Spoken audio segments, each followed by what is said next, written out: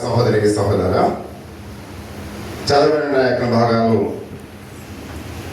ఇందాక మనం చూసాం. ఆదికాండము 18వ అధ్యాయం 1 నుంచి 14 వచనాలలో తండ్రి కుమార పరిశుద్ధాత్మ త్రియేక దేవుళ్ళు ఏ విధంగా అబ్రాహాము గారు ఏ విధంగా వారికి ఆతిథ్యం ఇచ్చినప్పుడు, తెలియకుండానే ఆయన ఆతిథ్యం ఇచ్చినప్పుడు అబ్రాహాము ఎంతో దీవించబడినట్లుగా మనం చూస్తూ ఉన్నాం.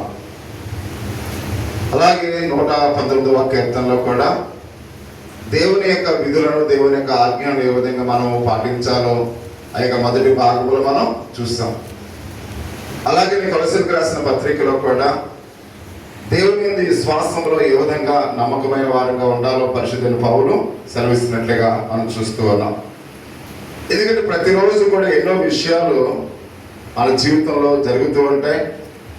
అనేకమైన విషయాల్లో మనం అనేకమైన నిర్ణయాలు తీసుకుంటూ ఉంటాం. ఈరోజు ఏం చేయాలి, ఈరోజు మనం ఏ వంట తయారు చేసుకోవాలి, ఈరోజు మనం ఏం పని చేయాలి అనే ప్రతి ఒక్కరిని కూడా భార్య భర్తలైనా వారి కుమారులైనా కుమార్తెలైనా డిస్కషన్ చేస్తూ ఉంటారు.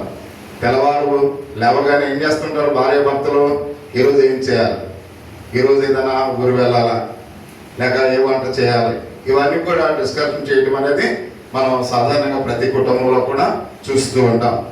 అంత మాత్రమే కాకుండా ఎవరితో మాట్లాడాలి, ఇంకా ఏం చేయాలి అనే విషయాలు కూడా మనం మాట్లాడుతూ ఉంటాం. ఈరోజు ఏదైనా ఒక పని మన గృహంలో జరుగుతుంది అనుకోండి, మనం ఏం చేస్తాం, ఈరోజు ఎవరితో మాట్లాడాలి, ఎలా మాట్లాడాలన్న విషయాలు కూడా మనం చూస్తూ ఉంటాం.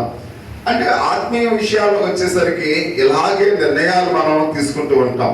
ఈరోజు పొద్దుటే సండే స్కూల్కి వెళ్ళాలని పిల్లలు అనుకుంటూ ఉంటారు. పెద్దవాళ్ళు అయితే ఆదివారం ఆరాధనకు 9 గంటలకే మనం అటెండ్ అవ్వాలని మనం ఆలోచన చేస్తూ ఉంటాం. కానీ కొన్నిసార్లు మేలు చేసే వాటిలో నిర్ణయాలు ఒకసారి మనం సరైన నిర్ణయాలు తీసుకోం. ఎందుకంటే మన జీవితాల్లో ఏవైతే మంచి విషయాలు ఉన్నాయో, మన కుటుంబాలకు మన ఆలోచన విధానంలో ఏవైతే మేలుకరంగా ఉంటాయో ఆ విషయాల్లో నిర్ణయాన్ని తీసుకోవడానికి మనం కొన్నిసార్లు తగ్గిపోతూ ఉంటాం. ఎందుకంటే దేవుని మందిరం అనేది ఎంతో ప్రాముఖ్యమైనది.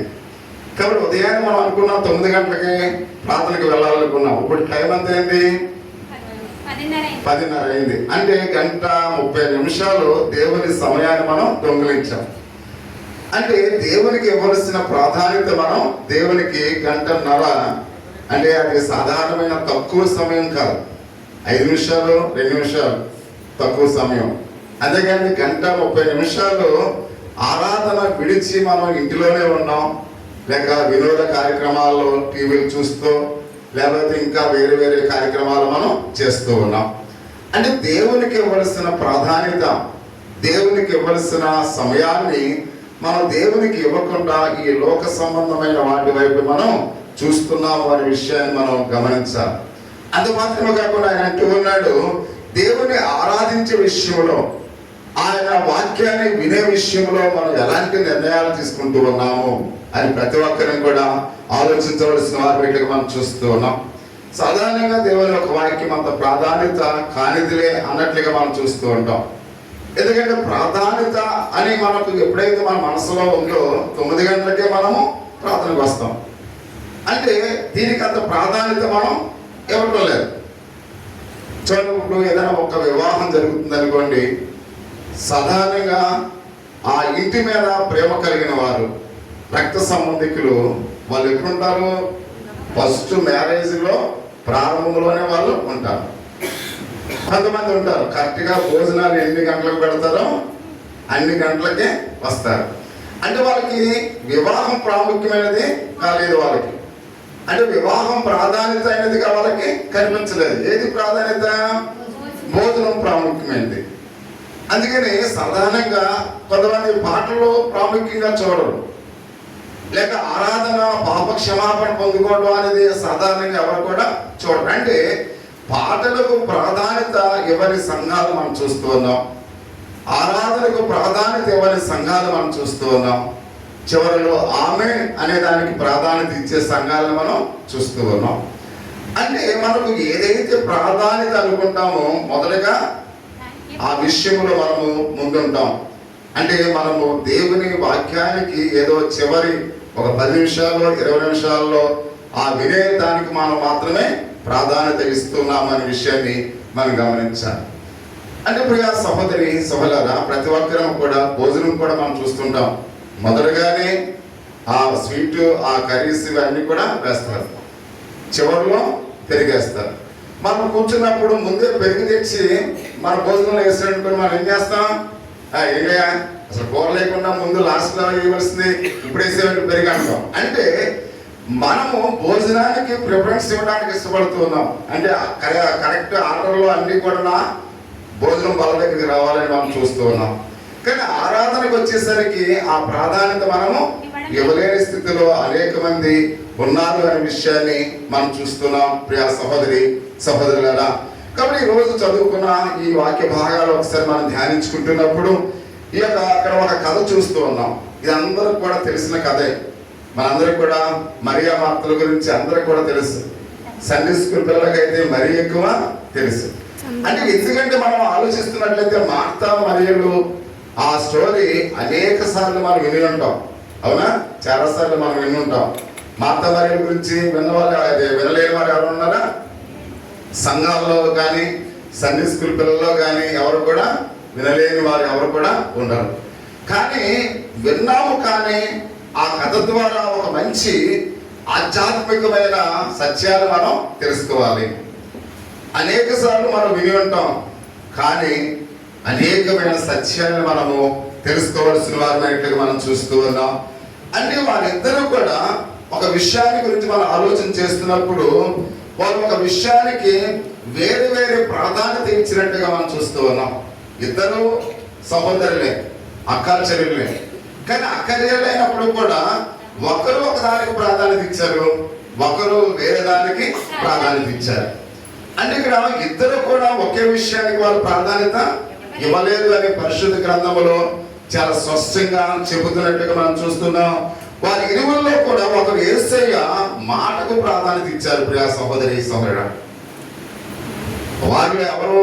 ఒకరు మాత్రమే యేసయ్య మాటలకు ప్రాధాన్యత ఇచ్చినట్లుగా మనం చూస్తూ ఉన్నాం. మరొకరు యేసయ్య భోజనానికి, అంటే ఆయన ఏం భోజనం చేస్తాడో ఆ భోజనానికి మాత్రమే ప్రాధాన్యత ఇచ్చినట్లుగా మనం చూస్తూ ఉన్నాం. ఒకటి దేవుని మాట వినడానికి ప్రాధాన్యత ఇచ్చారు, రెండు ఆయన భోజనానికి మనం సిద్ధపరచాలన్న విషయానికి మరొకరు ప్రాధాన్యత ఇచ్చినట్లుగా పరిశుద్ధ గ్రంథంలో మనం చూస్తూ ఉన్నాం. అయితే ఇక్కడ ఈ లోకంలో ఏది ప్రాముఖ్యమైన విషయమో ప్రభు వారికి తెలియపరుస్తున్నట్లుగా మనం చూస్తూ ఉన్నాం. ఇందాక మనం చూస్తాం, ఈరోజు ఏం తినాలి, ఎవరితో మాట్లాడాలి, ఏం చేయాలని అనేకమైన విషయాలు మనం డిస్కషన్ చేసుకుంటూ ఉంటాం. కానీ ఇక్కడ ప్రభు అంటూ ఉన్నాడు, అసలు ఈ జీవితంలో నీకు ఏది ప్రాముఖ్యమైందో ఈ ఉదయాన్ని మనం తెలుసుకోవాలి. వారి ఇరువురి యొక్క జీవితాల్లో తెలుసుకోవాలని ప్రభువు పరిశుద్ధ గ్రంథంలో మనం చూస్తూ ఉన్నాం. కాబట్టి ఈ అక్కా చెల్లెల నుంచి ఒక పాఠాన్ని మనం నేర్చుకోవాలి. ఈ అక్కా చెల్లెల నుంచి మనం ఏం నేర్చుకోవాలి? ఒక పాఠాన్ని మనం నేర్చుకోవాలి. అందుకని ఆయన మాట్లాడుతూ ఉన్నాడు, యేసయ్య ఏం చెప్తూ ఉన్నాడు ఒకసారి మనం ఆలకించి ఆయన దగ్గర నుండి కొన్ని విషయాలు మనం నేర్చుకుందాం. రండి యేసయ్య పాదాల చెంత కూర్చోండి అని ఆయన మాట్లాడుతూ ఉన్నాడు. ఏమన్నాడు ఆయన? రండి యేసయ్య పాదాల చెంత కూర్చోండి. మూడు విషయాలకి మనం చూస్తున్నాం. ఒకటి, మిమ్మల్ని వెనక్కలాగే వాటిని విడిచిపెట్టండి. ఏదైతే ఆయన దగ్గరికి రావడానికి మిమ్మల్ని ఆటంకపరుస్తున్నాయో, మిమ్మల్ని వెనక్కి లాగుతున్నాయో వాటిని మనం ఏం చేయాలి? ఉదయాన్నే విడిచిపెట్టాలి. రెండవదిగా ఆ రక్షణ వాక్యాన్ని మనం ఆలకించాలి. మనల్ని ఏదైతే రక్షిస్తూ ఉందో ఆ రక్షణ వాక్యాన్ని మనము ఆలకించవలసిన వారిగా మనం చూస్తూ ఉన్నాం. మూడు, శాశ్వతమైన దీవులను మనం పుచ్చుకోవాలి.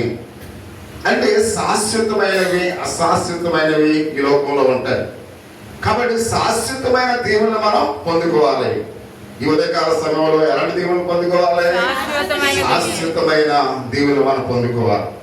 అందుకని ప్రియా సహోదరి సహోదర, యేసయ్య ఆయన శిష్యులతో పాటు గలిలయ నుండి ఆయన ఉత్తర భాగం నుండి ఆయన బయలుదేరి గలిలయలోని దక్షిణ భాగానికి ఆయన యెరూషలేము వైపు వెళుతూ ఉన్నట్లుగా మనం చూస్తూ ఉన్నాం. ఇంచుమించు యెరూషలేముకు ఆయన వెళుతున్న మార్గములో ఆ 2 కిలోమీటర్ల సమీపంలో బేతనియా అనే గ్రామము ఉంది.